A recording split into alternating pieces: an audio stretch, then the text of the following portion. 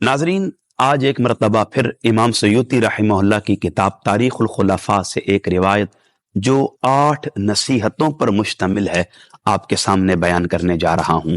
جب ابن ملجم لعین نے مولائے کائنات کو ضرب لگا کر شدید زخمی کر دیا، اس حالت میں امام حسن نے جب اپنے بابا کو دیکھا، ان کی آنکھوں میں آنسو آ گئے۔ مولائے کائنات نے انہیں قریب بٹھایا اور فرمایا، بیٹے میری 8 باتوں کو ہمیشہ یاد رکھنا۔ سب سے پہلی بات، سب سے بڑی تونگری عقل ہے۔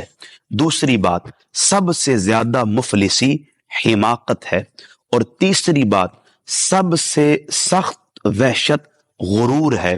چوتھی بات، سب سے بڑی عزت اچھی عادت ہے۔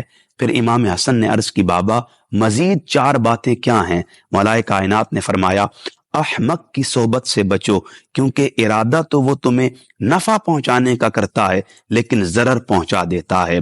پھر جھوٹے سے پرہیز کرو، کیونکہ دور کو قریب اور قریب کو دور کر دیتا ہے۔ 7ویں نصیحت کرتے ہوئے فرمایا، بخیل سے گریز کرو، کیونکہ وہ تم سے ایسے وقت منہ پھیرے گا جب تمہیں اس کی سخت ضرورت ہوگی۔ 8ویں نصیحت کرتے ہوئے فرمایا، بدکار سے علیحدہ رہو، کیونکہ وہ تمہیں کوڑیوں کے مول بیچ دے گا۔ سامعین، یقیناً یہ بات انتہائی دلچسپ ہے کہ مولائے کائنات نے جو اپنے بیٹے امام حسن کو 8 نصیحتیں فرمائی، دراصل میں سمجھتا ہوں وہ نصیحتیں امام حسن کے لیے نہیں تھیں، بلکہ وہ امت کی تربیت کے لیے تھیں، وہ امت کو سبق دینے کے لیے تھیں، اور والد کی حیثیت میں اولاد کی تربیت کرنے کی تھی کہ کس طرح باپ اپنے آخری وقت میں اپنے بیٹے کو نصیحت کرتے ہوئے دین کا حسن سکھا رہا ہے، زندگی کا سلیقہ بتا رہا ہے، اور اپنے اعمال کو بہتر بنانے کا حسن اور اسلوب عطا فرما رہا ہے۔